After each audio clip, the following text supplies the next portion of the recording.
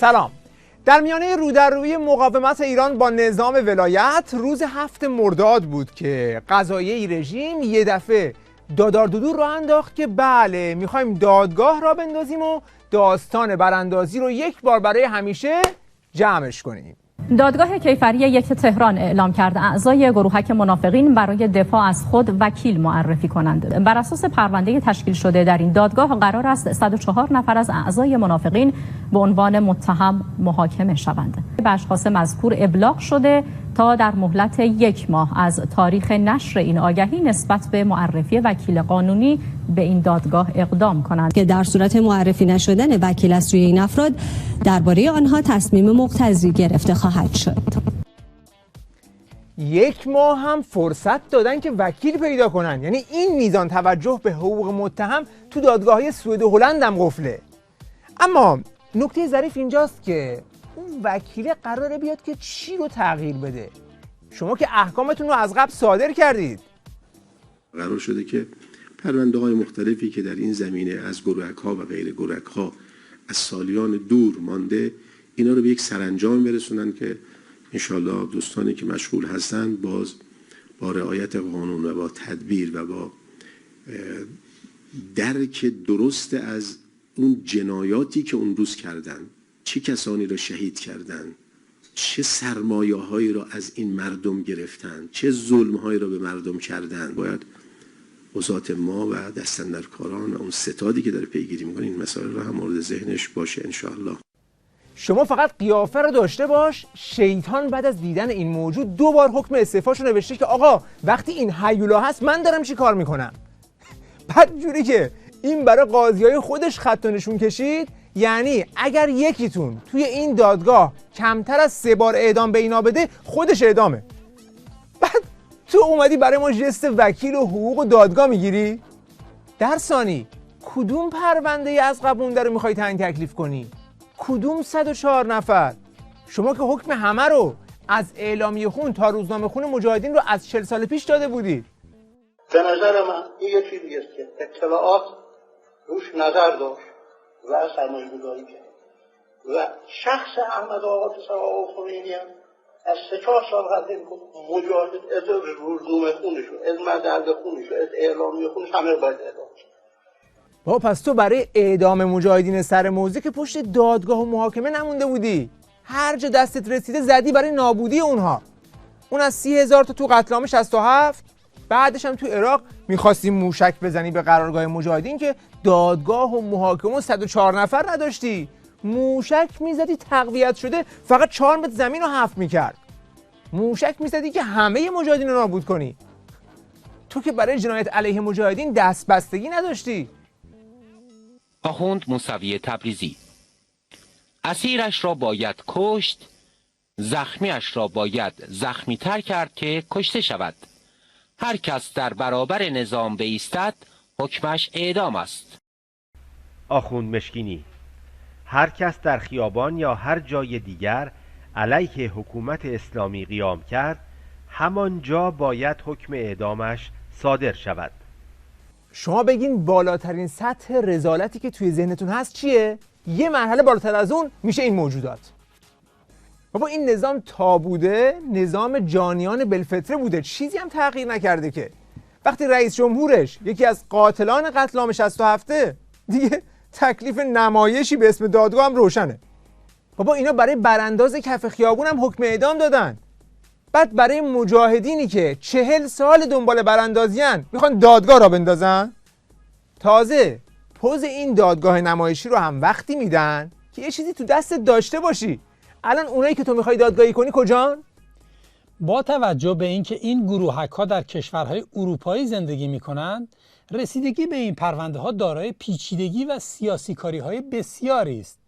محاکم قضایی کشورهای میزبان گروهک‌های تروریستی سیاست زده عمل کرده، همکاری و همراهی نمی کنند.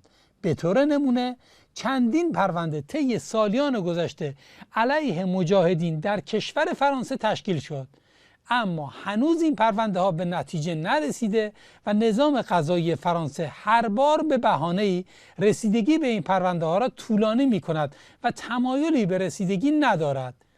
در دیگر کشورهای اروپایی نیز روند به همین منوال است. لذا در این پرونده ها توفیق کمی حاصل می شود. اولش تبلیغ ردبول دیدیم ولی آخرش معلوم شد دوغم نیست. بابا اینا خودشون بهتر از همه میدونن که این پروژه طبل تو خالی بیشتر نیست.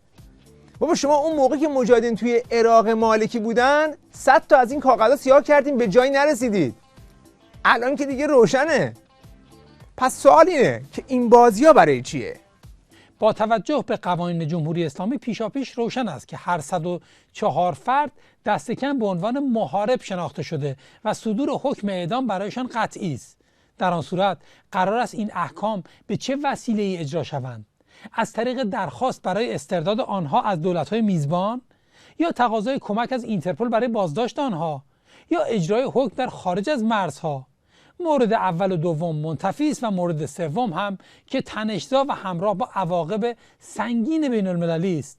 با این حساب هدف از برگزاری این دادگاه چیست؟ از قضا این دادگاه فرصتی در اختیار سازمان قرار می‌دهد تا خود را اپوزیسیون اصلی و مؤثر نظام معرفی کند. آقا مگه شما نمیگفتید که نباید اصلا درباره اینا صحبت کرد؟ میم مجاهدین هم نباید به زبون آورد. گروه ام میگفتی. اصلا من به شما بگم یه سیاست هایی بود توی تلویزیون صدا و سیما تو دهه 70 که آقا چیز نکنید، منافقین رو دیگه در موردش حرف نزنید. دهه 70 تمام شدن، اینا نابود شدن، مرده رو زنده نکنید. شاید در یه برهه‌ای عقیده بر این بودش که خب گروهک منافقین یک گروهکی است که در واقع دستش برای همه مردم رو شده و هیچ در واقع طرفداری ندارد، نیازی نیستش که دیگه ما در واقع اسمی از گروهک منافقین ببریم. پس قرار بوده اسمی از اینا نبرید. مگه شما نمیگفتید که اینا تموم شدن و رفتن توی کمپی تو اون ور دنیا، دیگه اصلا تأثیری ندارن و فلان؟ پس حالا چی شده که رسیدی به اینجا که عکساشون رو میزنید توی روزنامه و تلویزیونتون و میگی بیاین وکیل معرفی کنید؟ چه اتفاقی افتاده؟ چی شده که الان به اینجا رسیدید؟ به نظر خود شما سازمان مجاهدین تمام شده؟ حداقل با دهه 80 خودش رو بازسازی کرد، کاملا تو افکار عمومی بازسازی کرد. دهه 90 میداندار بود. شما ببین مسئله انتخابات سال 96 چی بود؟ اعدام 67 شد. پس به نظر میاد که یه دغدغه‌ای وجود داره. مثلا شاید چون ماه بعد شهریوره و پارسال هم شهریور یه اتفاقاتی افتاد ها؟ در حوادث سال گذشته هم نقش میدانی ویژه منافقین رو مشاهده میکنیم. خودشون اذعان میکنن که این قوی ترین تشکیلات علیه ایرانه، در حالی که در این پروسه سال گذشته مجاهدین خلق محوریت داشتن. در اغتشاشات داخل که منافقین سهم عمده‌ای داشتن. رهبر معظم انقلاب تو مراسم سالگرد امام امسال اشاره کردن که این فتنه بزرگ برطرف شد، اما خساراتی هم زد، اما خیال نکنیم این تمام شده، این آخرینش بود، آخرینش تا الان بوده. یعنی ما حتما پیش رو هم خواهیم داشت، همونجوری که خود شما اشاره کردید.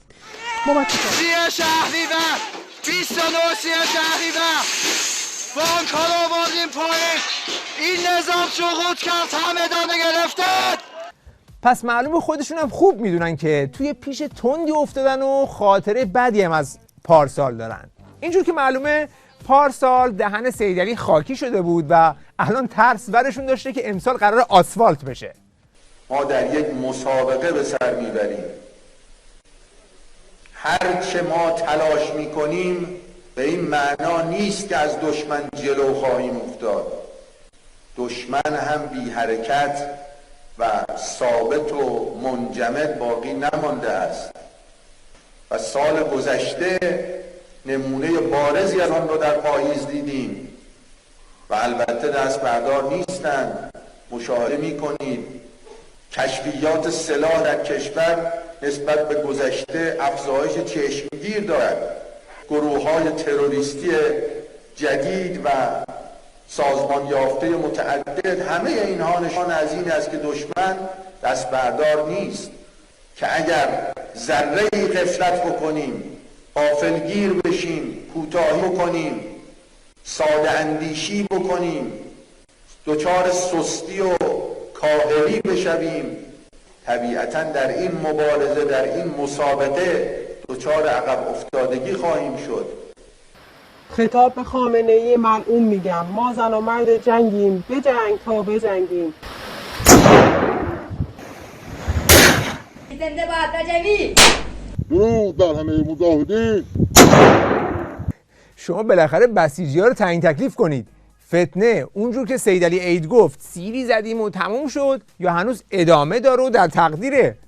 ببین این بسیجی‌ها اینقدر ظرفیت ندارن ها، با این میزان تناقض مخشون جراحت برمیداره. بالاخره فتنه تموم شد، اومده داره میاد تو خونمونه، چی؟ واقعا تصور این که ما ظرف سالهای گذشته، به خصوص سال گذشته، در معرض قوی‌ترین، خطرناکترین، جدیترین، وسیعترین پیکار جهانی بوده ایم است. دشمن قطعاً آرزو دارد که بتواند در ماه‌های آینده، در ایام سالگرد اغتشاشات باز هم فتنه کند. این گونه به نظر می رسد.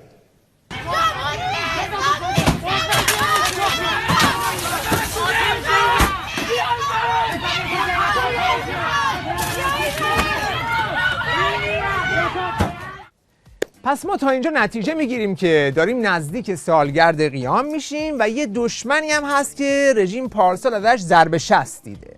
پس این دشمن مسئله روزشونه. ما باید این را بدانیم، مسئله مجاهدین خلق مسئله روز ماست و صرفاً یک مسئله تاریخی نیست. اینکه مجاهدین خلق از نظر ساختاری هنوز زنده است و گروهی میخواهند با آن بپیوندند نشان میدهد ما هنوز مجاهدین خلق را شخم نزدیم. ما هرچه بیشتر به سازمان بپردازیم، از آن طریق میتوانیم خودمان را نقد کنیم و کاری کنیم که جوانان نسل امروز به دنبال پیوستن به سازمان نباشند. پس دغدغه اینه که کسی به سازمان مجاهدین نزدیک نشه. حالا چرا الان به این فکر افتادن؟ ساده بخوایم بگیم چون در کهکشان اخیر شاهد پیشرفت جنبش دادخواهی بودیم و خواسته محاکمه سران رژیم و عوامل قتل عام 67 امروز از طرف بیش از 3600 پارلمانتر و 120 رهبر پیشین جهان و شخصیت‌های بین‌المللی متعدد حمایت شده و به صورت جدی مطرح شده. اینا اومدن در واکنش به این موضوع یه خبر تولید کردن که ما می‌خوایم مجاهدین رو محاکمه کنیم که در سالگرد قیام جوونا مثلا به مجاهدین نزدیک نشن. اما اون قضاییه‌ای که این کیفرخواست رو صادر کرده بود جوابش رو از همون جوونا اینطور گرفت: